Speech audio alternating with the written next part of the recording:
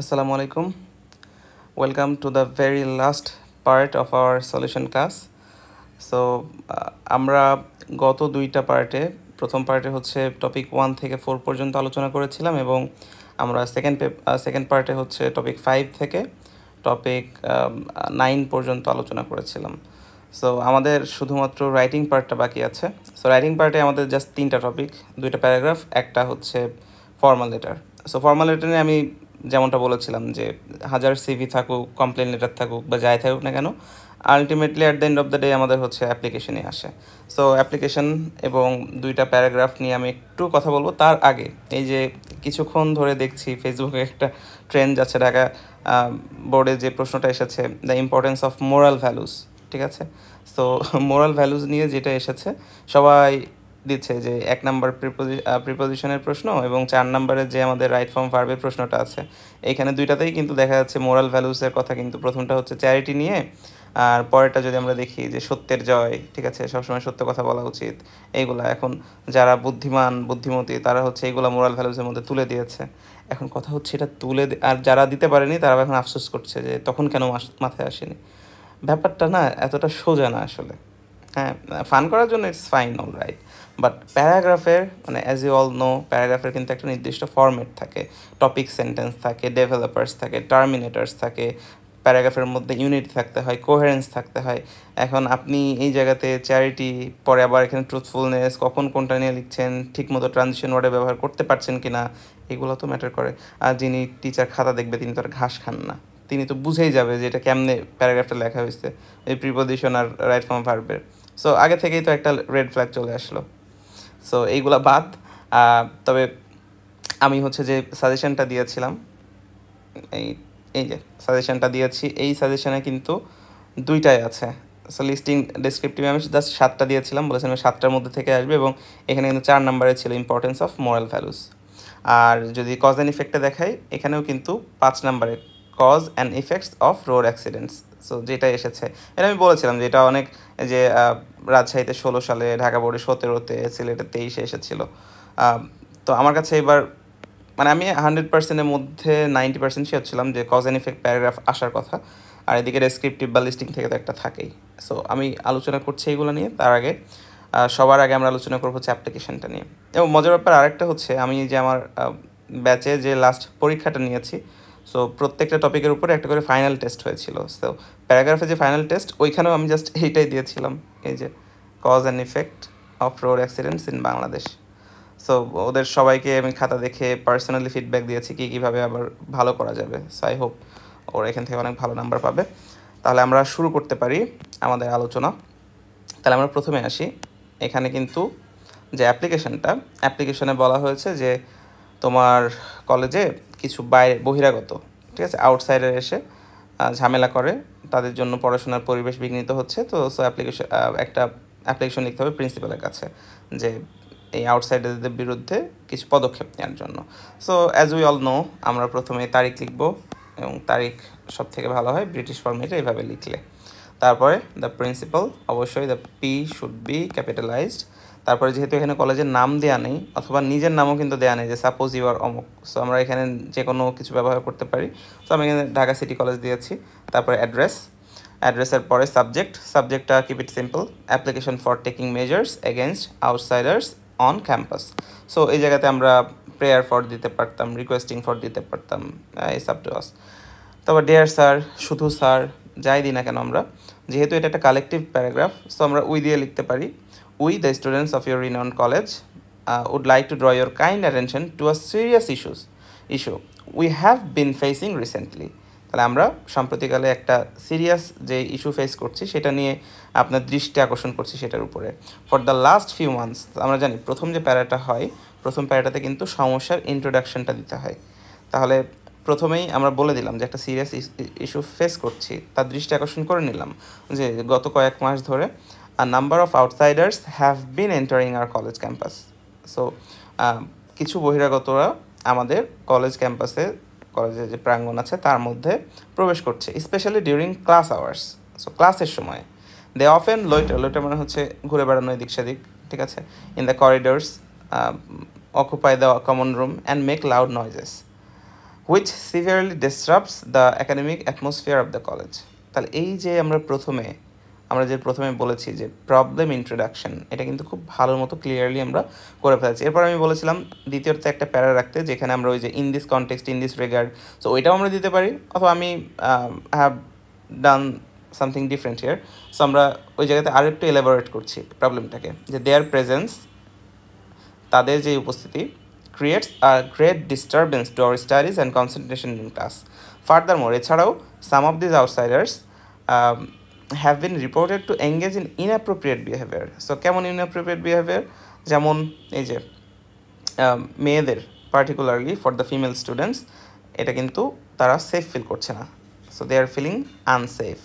আর এই সিচুয়েশনটা, this situation is hampering the overall discipline and prestige of our beloved institution. এবং লাস্টে আমরা বলেছি এই যে দেয়ার ফরের আগে এবং পরে কমা থাকবে অবশ্যই, অথবা আমরা চাইলে এখানে প্রথমে মে উই দেয়ার ফর, অথবা দেয়ার ফর দিয়ে তারপরে we earnestly pray and hope that you'd be, আমরা যা লিখি লাস্টে ওইটাই আমরা লিখে শেষ করে দিব, ইয়োর্স ফেথফুলি। তারপরে যেহেতু এখানে ছিল যে সাপোজ ইউ আর, তার মানে একজনকে কিন্তু লিখতে বলা হয়েছে, যদিও আমরা এখানে প্রথমে আই দিয়ে শুরু করিনি, সো এটা যে কোনোভাবেই করা যায় আসলে, কিন্তু on behalf of the students এটা থাকতে হবে। So on behalf of the students of Dhaka city college. So এটাই আমার কাছে মনে হয়, যদি ওইরকম কোনো বড়সড় ব্লান্ডার না থাকে এখানে আসলে মার্ক ওইভাবে কাটার কোনো সুযোগ নেই। এবার যদি প্যারাগ্রাফে আসি, এখন প্যারাগ্রাফে অনেকেই জাস্ট মন খারাপ করছে, আগে যদি টেকনিকটা বুঝতাম যে প্রিপোজিশন আর রাইট ফর্ম ভার্বটা দিলেই হয়ে যাবে, আসলে ব্যাপারটা তো এরকম না। আর অনেকেই যারা ভালো লিখেছে বলছে ওইগুলো থাকলে আর একটু বেশি পেজ লিখতে পারতাম, এখানে লিখতে বলা হয়েছে উইদিন 200 ওয়ার্ডস, তার মানে প্লাস মাইনাস আমরা যদি ধরি 10 to 12, 15 ওয়ার্ডস, তার মানে আমি 188 অথবা এদিকে 210-12 ওয়ার্ড কিন্তু লিখতে পারবো, তার বেশি লিখে তো আমার লাভ নেই, এইটা বুঝতে হবে। সো আমরা প্রথমে খুব সুন্দর করে টাইটেল দিয়ে দেবো the importance of moral values, এবং আমি জানি টাইটেল কীভাবে লিখতে হয়, ঠিক আছে। So conjunction, article and preposition বাদ দিয়ে প্রত্যেকটা লেটারে কিন্তু আমাদের ক্যাপিটালাইজ করতে হবে। আর তারপরে আমরা শুরু করে দিব টপিক সেন্টেন্সটা, it should be the mirror of your entire paragraph. Topic সেন্টেন্সের মাধ্যমে কিন্তু পুরো প্যারাগ্রাফের একটা সিনপসিস থাকতে হবে। সো প্রথমে আমরা মোরাল ভ্যালুসকে একটু ডিফাইন করি। So moral values are the guiding principles that determine what is right and what is wrong. চাইলেই কিন্তু আমি এখানে ফুল স্টপ দিয়ে দিতে পারতাম, বাট আমি ওটা চাচ্ছি না, আমি চাচ্ছি এটাকে আর একটু এলাবোরেট করতে।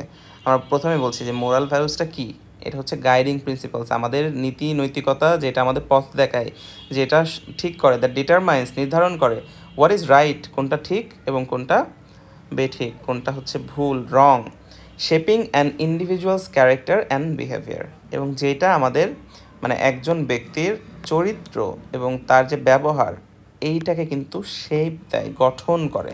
তা এইবার অ্যাজ এ রিডার আমার কাছে কিন্তু ফুল কনটেক্সট আছে যে আমি এখন প্যারাগ্রাফটাতে কী পড়তে যাচ্ছি, এটাই হচ্ছে একটা ভালো টপিক সেন্টেন্সের বৈশিষ্ট্য।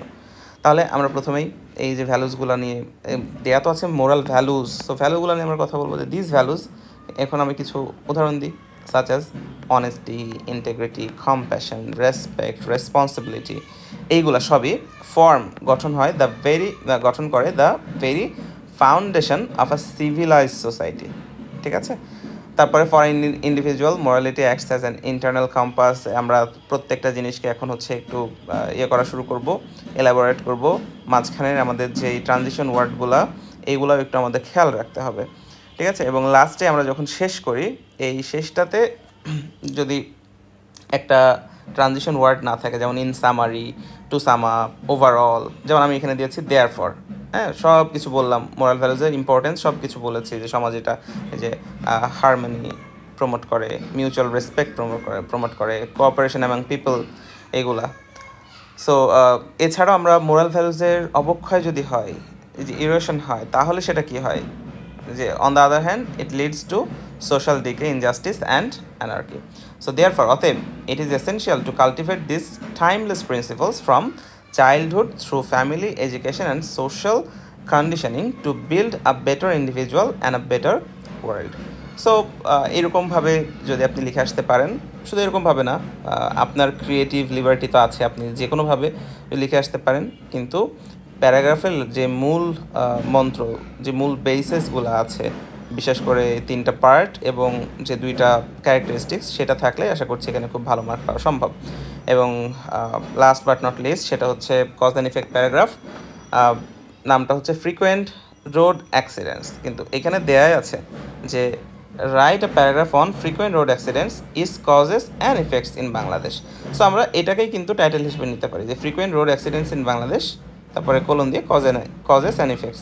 তো এইভাবে দিতে হবে ব্যাপারটা এমন না, টাইটেল আমি আমার মতো করে দিতে পারি, ঠিক আছে। শুধু রোড অ্যাক্সিডেন্টস যদি কেউ দেয় সেটা একটু কম অ্যাপ্রোপ্রিয়েট হবে, যেহেতু এখানে বাংলাদেশের স্পেসিফিক আমাদের লিখতে হবে। সো আমরা প্রথমেই টপিক সেন্টেন্সটা এভাবে দিব, road accidents have become a devastating, আমরা বলতে পারি ডিভাস্টেটিং, আমরা বলতে পারি সিরিয়াস, হ্যাজার্ডাস, যা ইচ্ছা। এটা একটা devastating and ট্র্যাজিক্যালি common phenomena in বাংলাদেশে একটা কমন ফেনোমেনা হয়ে উঠেছে। এটা আমি কিন্তু ফুল স্টপ দিইনি, কারণ এখানে কিন্তু আরেকটু আমাকে করতে হবে, এলাবোরেট করতে হবে কেন এটা হচ্ছে একটা ট্র্যাজিক্যাল বা ডেভাস্টেটিং। কারণ ইট ক্লেইমস, এই যে আমি non finite verb, claiming thousands of lives every year, মানে প্রতি বছরে হাজার হাজার জীবন কিন্তু এটা নিয়ে যাচ্ছে। সো এবার কিন্তু পাঠক হিসেবে আমার কাছে I have the full context যে কেন এটা একটা সিরিয়াস ফেনোমেনা, ঠিক আছে। তাহলে আমরা প্রথমে, যেহেতু কজ অ্যান্ড ইফেক্ট, প্রথমে কজ নিয়ে আমাদের আলোচনা করতে হবে। তাহলে আমরা একে একে কজগুলো, the causes behind this epidemic are numerous and interconnected, প্রত্যেকটাই কিন্তু একে অপরের সাথে জড়িত। তাই প্রাইমারি কজ, প্রথমে প্রাইমারি কজ দিলাম ইজ রেকলেস ড্রাইভিং, বেপরোয়া চালনা। তারপরে including over speeding tendency among drivers to overtake dangerously. তারপরে হচ্ছে আরও কী কী আছে, যেমন রোডসে আনস্কিল্ড ড্রাইভাররা থাকে, আনট্রেইন যারা, তারপরে হচ্ছে ভ্যালিড লাইসেন্স ছাড়া হচ্ছে করে। তারপরে আমরা যদি রোডের ব্যাপারটা বলি, যে আমাদের রোডের কন্ডিশনও তো খুব একটা ভালো না, হাইওয়ে রোডগুলা, ঠিক আছে। এছাড়া আনফিট আউটডেটেড ভেহিকলসগুলো থাকে, যেগুলার বেসিক সেফটি ফিচার্সগুলোও নাই।